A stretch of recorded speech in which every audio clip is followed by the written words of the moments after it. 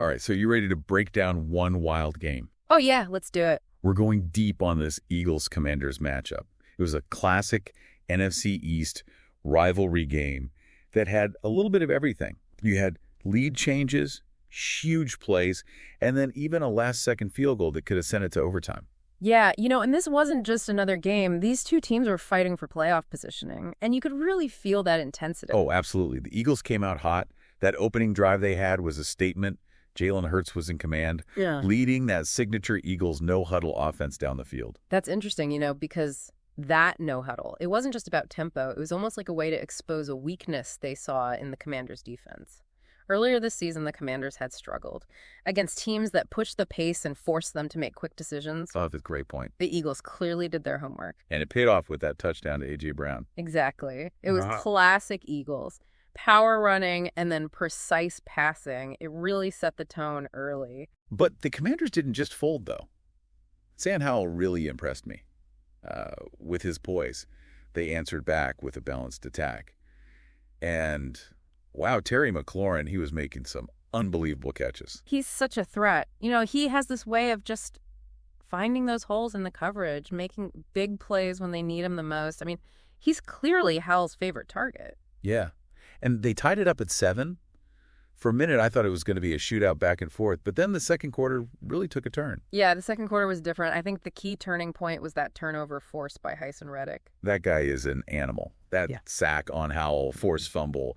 Fletcher Cox recovers it deep in Commander territory. That was a huge momentum swing for the Eagles. Oh, yeah, it was more than momentum. It was field position. You give a team like the Eagles a short field like that, they're going to make you pay. Yeah, and that's exactly what happened. Hurts finds Goddard in the end zone, and they take the lead. And it just felt like at that point the Eagles' offense was clicking. DeAndre Swift was starting to find some running room. And then you got that duo of Brown and Devonta Smith making big plays. Yeah, they have such a balanced offense. It makes them so hard to defend. They can attack in so many ways. They really keep you guessing. And that variety led to another field goal, putting them up 17-7 at the half. But it wasn't just their offense. The Eagles' defense also made some big changes in the second quarter. They started dialing up the pressure more, which forced Howell into quick throws. It really disrupted the Commanders' rhythm. So halftime arrives. Eagles with that 17-7 lead. You'd think the Commanders are feeling the pressure. But what they did in the third quarter surprised me. Yeah, it was like they flipped the switch. They went to a completely run-heavy attack. Yeah, it was like a different team. Brian Robinson Jr. was pounding the ball, wearing down that Eagles defense. It seemed like a smart move, especially given how much the Eagles have struggled against the run this season. It was, and that's when play action becomes so effective. Just so everyone knows, play action is where the quarterback fakes a handoff to the running back before throwing the ball. It's meant to fool the defense into thinking it's a run, which creates those open receivers downfield. Oh, yeah. It totally worked. They had that Eagles defense thinking run. And then, boom, Howell hits Logan Thomas for a big gain. It was a beautiful play. It was. And those play-action passes with Robinson's running really opened up the Commanders' offense. They put together this incredible drive, capped off by that deep pass to McLaurin, setting up Robinson's touchdown run. And all of a sudden, it's 17-14. We've got a game. Yeah, you could feel the momentum change. The Eagles looked rattled. The crowd was going crazy. It was setting up to be a classic fourth-quarter battle. And, man, the fourth quarter of this game was a roller coaster. It really was. The Eagles answered right back with a clock-eating drive of their own, really showing why they're one of the best teams in the league. Hurts was unstoppable, making plays with his arm and his legs. Yeah, it was textbook dual-threat quarterbacking. Yeah. Extending plays, scrambling for first downs. He really wore down the Commanders' D. Oh, he did. And you can't forget about Devonta Smith. That catch he made on the sideline was insane. That catch was unbelievable. It was a huge moment on that drive. And it showed how Smith can step up in big moments. Yeah. They ended up scoring again on a Swift touchdown run, extending their lead to 24-14. And at that point, I thought they might run away with it. But the Commanders, they just kept fighting.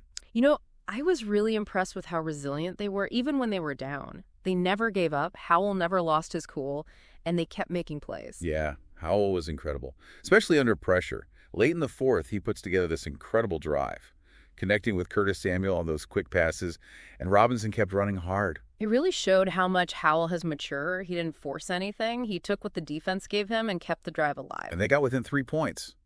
After a touchdown pass to Jahan Dotson, this stadium was going nuts. It felt like either team could win it. The tension was unreal. Every decision felt huge. Both coaches were making some really smart moves. It was like a chess match. I loved watching that back and forth. With time winding down, the Eagles tried to run out the clock. Yeah. But the Commanders' defense held strong and forced the punt. That was such a big stop by the defense. It gave Howell and the Commanders one last chance to tie the game. Man, what a finish. With just seconds left, Howell gets them in field goal range. He really stepped up as a leader and rallied his team in a big moment. I thought for sure they were going to tie it and send it to overtime. Me too. That kick went wide right, and that was it. Eagles win 24-21. I bet it was silent in that stadium after that missed kick. It had to be heartbreaking for the Commanders. But you have to give them credit, they never quit. Absolutely. They pushed the Eagles to the limit. This game just shows you why the NFC East is so fun to watch. It's always a battle. Anything can happen. That's one of the most competitive divisions in football. And games like this are why. So what were your biggest takeaways from this one? What really stood out to you? I think for the Eagles, it confirmed what we already knew. They're a Super Bowl contender. They have an explosive offense, a good defense. And in Jalen Hurts, they have a quarterback who can win in a lot of different ways. Oh, he's the real deal. He is. But they did struggle against the run. That's something they'll need to work on because teams are going to try to exploit that. Yeah, for sure. Yeah. How about the Commanders? What did this game tell you about them? I think they showed that they're a team on the rise. Sam Howell looks like a future star. And with their run game and some of the young talent on defense, they could be a problem in this division. Yeah, they definitely proved they're not going anywhere. No, they didn't. And I think this game was a great example of how important coaching is. Both teams made big adjustments throughout the game, and those decisions really affected who won. You're right. Like when the Commanders switched to that run-heavy attack, that changed the entire game. Yeah. And then the Eagles slowed things down and controlled the clock, using Hurts' versatility. It was fun to watch both coaches work. It's a chess match. What about the rivalry itself? Do you think this is the start of something special between Hurts and Howell? I think it could be. They both have that eats factor. They make big plays and lead their teams. It's going to be exciting to watch them face off for the next few years. I agree. You know, this game made me think about something. We always focus on the stats and the scores. But the thing that really makes me love football is the human element. These are real people out there, giving everything they have to chase their dream. I know what you mean. It's easy to forget about all the hard work and dedication it takes to play at this level. That's why it's so relatable. We all face challenges in life. But we have to keep going, just like these guys. Yeah, it's inspiring. And it's a good reminder that anything is possible if you have the passion and the drive. And never quit. You know, and this game wasn't just about what happened on the field. It was about the fans, the energy in that stadium, the history, the rivalry. You could feel it.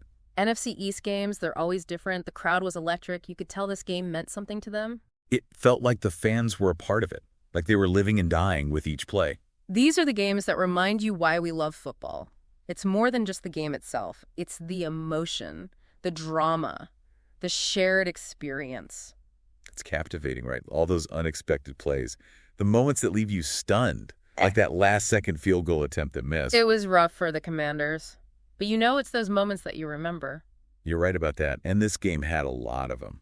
From Hurts escaping pressure, to McLaurin's catches, to Robinson just running people over. We saw some amazing plays from those guys. But it was a team effort. Both sides gave it their all. That's what makes it so fun to watch. So as we wrap up this deep dive, what's the one thing you want our listeners to take away from this game? Don't underestimate heart and resilience. Both these teams faced adversity, they made mistakes, but they never quit. They kept fighting. I like that.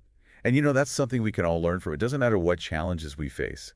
We can always choose how we respond. We can give up or we can keep pushing forward. Just like these players. Sports have a way of inspiring us. They teach us things. Yeah. Remind us that we can do anything if we believe in ourselves and don't quit. Couldn't have said it better myself. And with that, we'll leave you with this. Keep exploring. Keep asking questions. Keep diving deep into the things you care about. Thanks for joining us. Today is your lucky day. Today is the day that our $3 website works for you, paying you directly to your PayPal daily. Imagine $3 ongoing continuous payments to your PayPal account. Imagine falling asleep and waking up to $300 in your PayPal account. How would this make you feel? How could this help you? What bills could you pay? What kind of fun could you have? What does that retirement look like now? All for a one-time payment of $3. This website is DFY done for you, fully built and completely hosted, and never stops collecting payments for you. You have spent $3 on coffee on a regular, but that coffee won't help you create multiple streams of income. Click the link below.